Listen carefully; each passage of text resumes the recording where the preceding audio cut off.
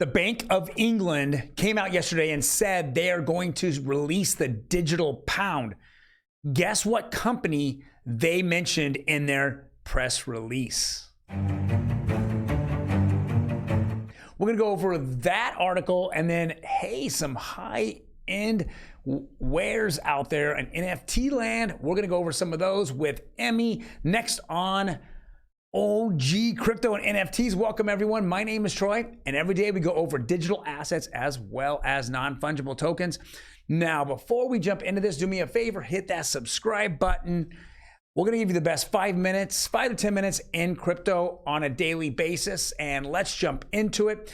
I've seen this on several different media outlets, but here's you today. It says Ripple to help Bank of England build CBDC. Here's why it may be so. It says Bank of England made reference to Ripple several times in their 160-page press release, talking about the digital pound and Ripple. So this is very bullish. We're starting to see Ripple really kind of take root across the world.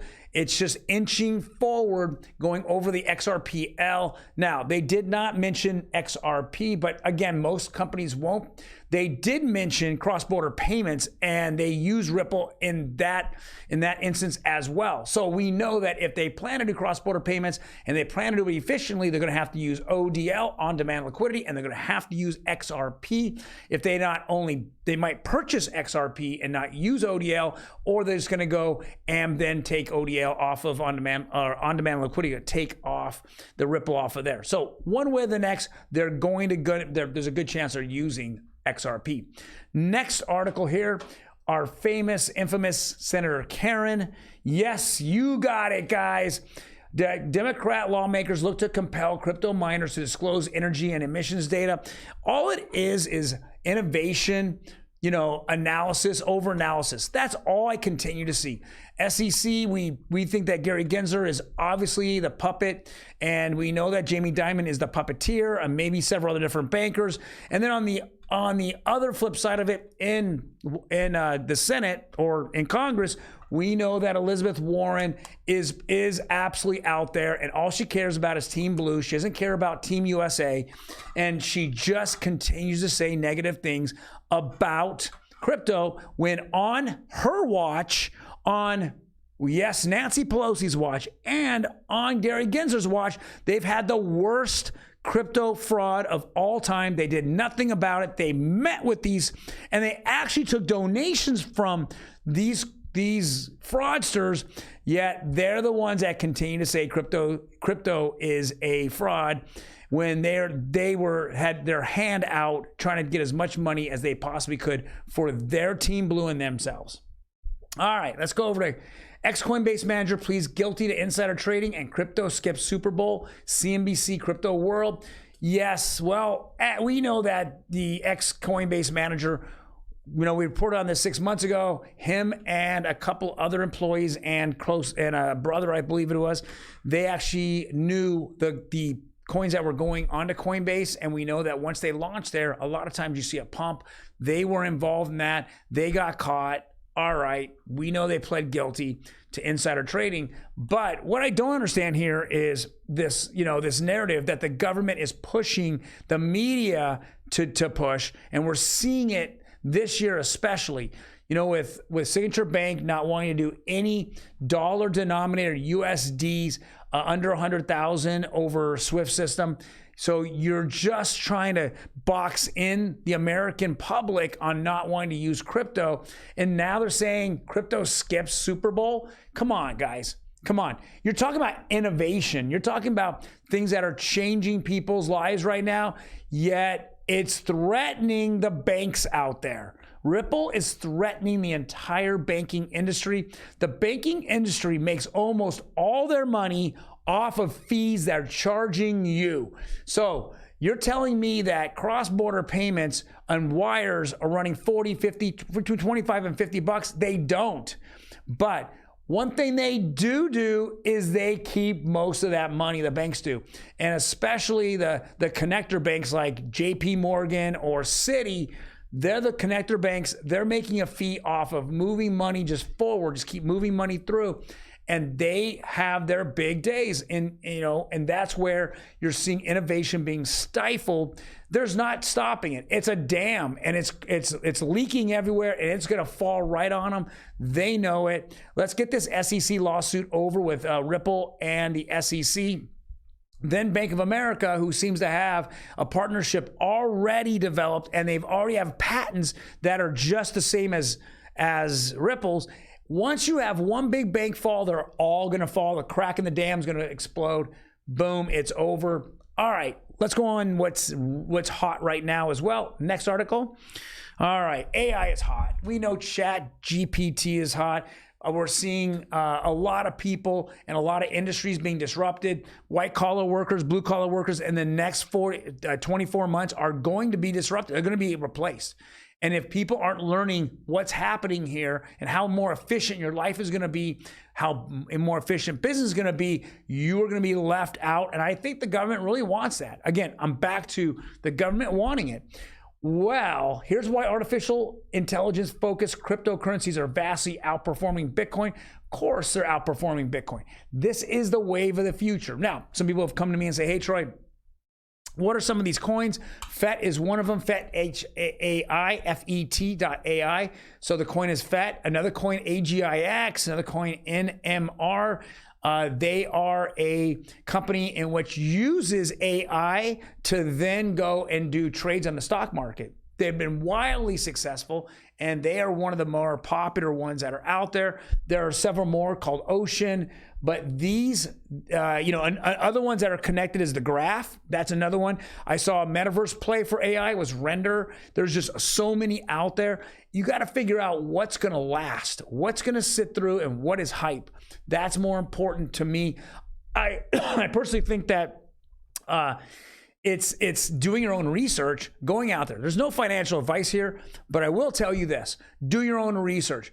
The millionaires that are made, all those stories of these young kids making $1 million, with Bitcoin and Ethereum and Ripple or XRP, those days are pretty much gone. Now you have to do your research to become a millionaire.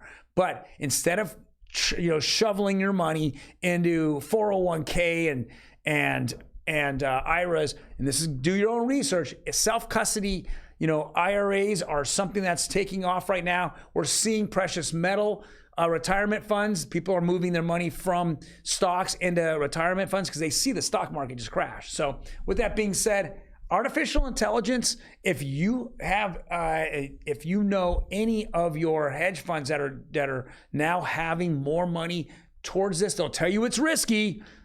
It wasn't as risky as what? Tesla falling 60%? That wasn't risky, was it, guys, in the last 3 or 4 months? That wasn't risky, but putting it into artificial intelligence, which is your future, is not as risky as they're going to tell you because they don't make money. Less money, better for them. All right, so let's bring in the lovely Emi. How are you doing, Emi? I'm good. How are you? Good. Well, another set of NFT collections coming out, high end here. You are the high end princess. Obviously. Yeah, and that hat just oozes it. You're up. Okay, so fashion house Louis Vuitton is teaming up with Japanese artist Yayoi Kusama to release 10,000 NFTs. This is really interesting. She is an older Japanese artist, as I said, and she does these dots. Her dot artwork is very famous. She has like these immersive rooms and certain paintings. So they are going to be doing a 10,000 piece collection. And it's really interesting because it's going to be costing approximately 4 ETH. So it's not super cheap. No. Yeah. How much is 4 ETH today? I didn't look at the today's conversion. $6,000.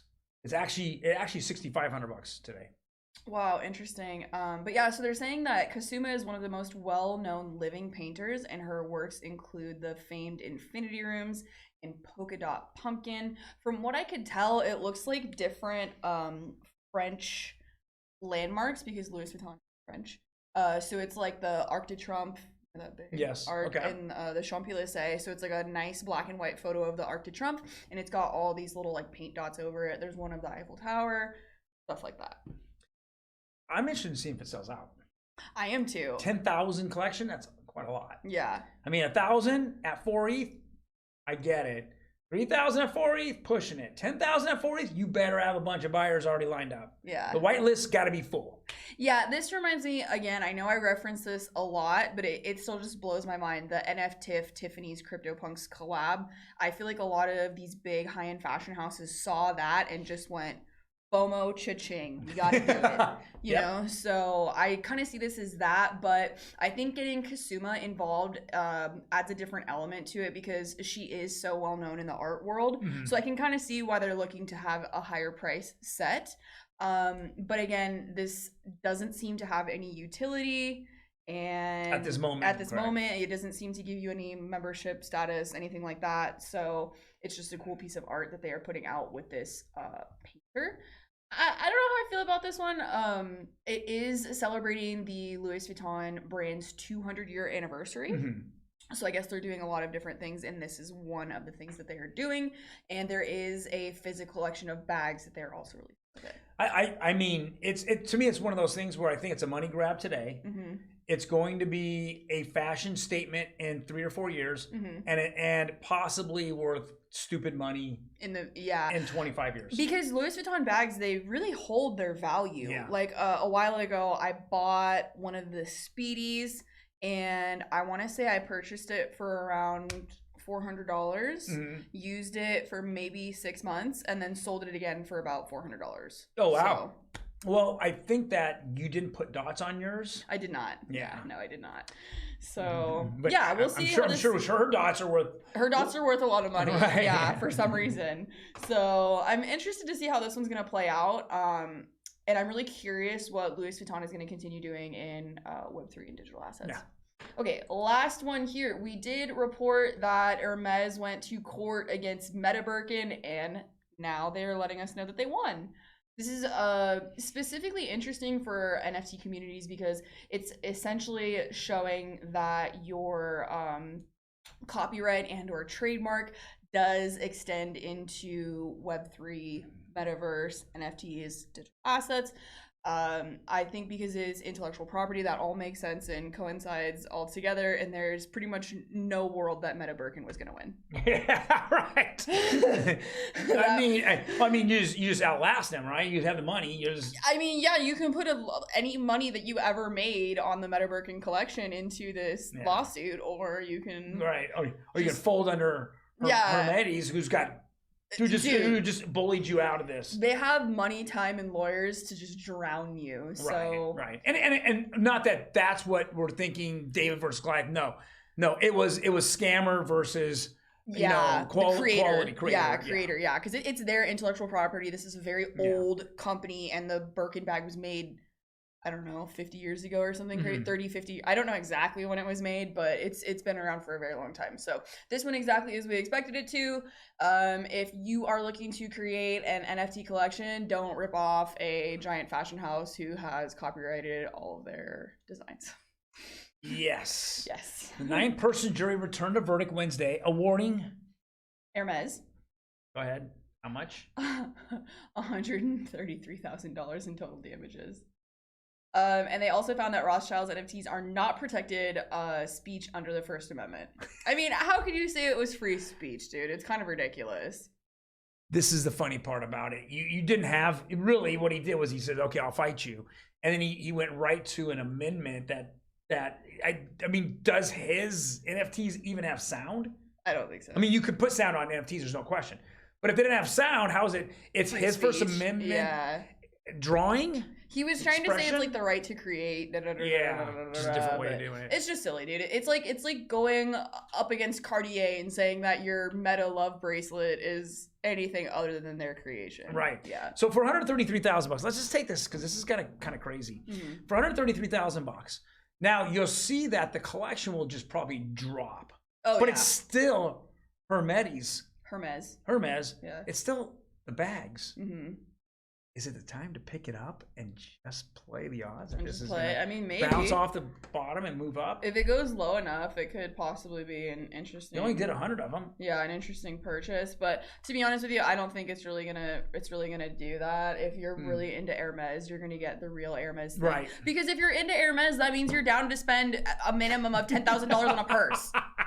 Minimum. And you're gonna get on a wait list and you're gonna have to make friends with a sales lady just so that they'll talk to you. Like, it's ridiculous. I think someone's a little unhappy that she couldn't get hers that same day. I don't want one, to be honest with you, because I feel like it's just obnoxious. Like, I understand there's some people who do collect and it's an investment and they're appreciating faster than gold. Yeah. You said all facts. I'm still not just gonna spend, between $10,000, $25,000, $75,000 on a freaking purse. It's silly. Well, you guys have a fantastic day. If you're looking for a purse and you want a recommendation, this is not the one to go to. Meta Birkin. Just pick up a Meta Birkin. All right, guys, you take care, and we will see you tomorrow. Bye.